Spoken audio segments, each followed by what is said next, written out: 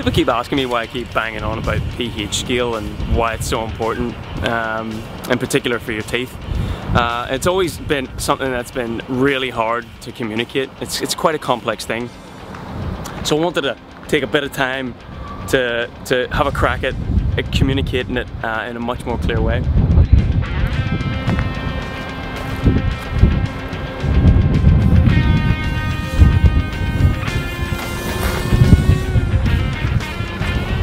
This is the pH scale, if you like. I'm going to make every meter equal one step change in the pH scale. So over here on the left we have pH 5, 4, 3, 2, and 1. It goes on either side, so we've got 0 and it obviously goes all the way up to pH 14. But this is where I want to concentrate, because this is where the pH scale is critical for the health of your teeth. So if we go from pH 5, which is where the research is showing that dental enamel actually starts to break down, to pH 4, we're not just adding one extra level or concentration of acid, we're actually multiplying the concentration by 10. And likewise, when you go from pH 5 to pH 3, it's times 10 times 10. So we've actually got 100 times more concentrated at pH 3.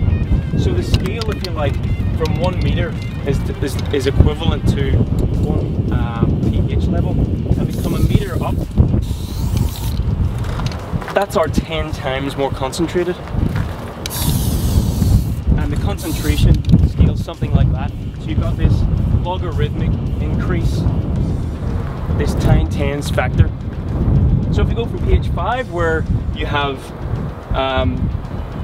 low erosive potential for drinks, to pH 4, where it's 10 times more likely, or 10 times more concentrated, to pH 3, we've got 100 times more erosive, to pH 2, okay, now we're at 1,000 times more erosive than where we were back at pH 5.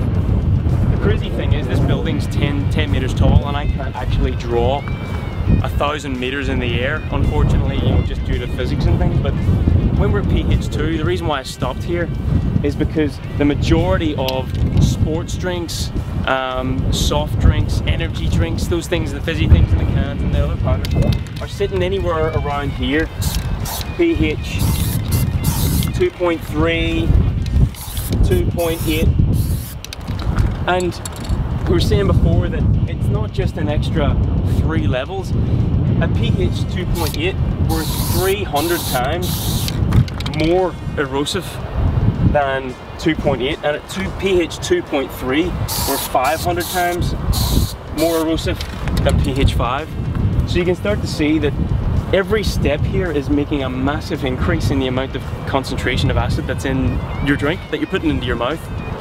And in particular with sports drinks, you're drinking them over a longer period of time, so your teeth are actually subject to this intense acid for a longer period of time, technically when you're probably dehydrated as well.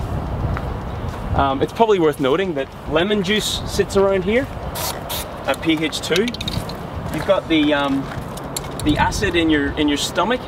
It sits around pH 1, so that's the thing that breaks everything down, but your stomach has special barriers in there to stop it actually corroding the inside of your stomach.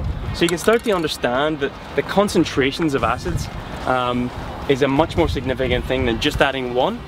And I hope that this in some way helped to explain why I keep barking on about it, and also why it's really hard to communicate it.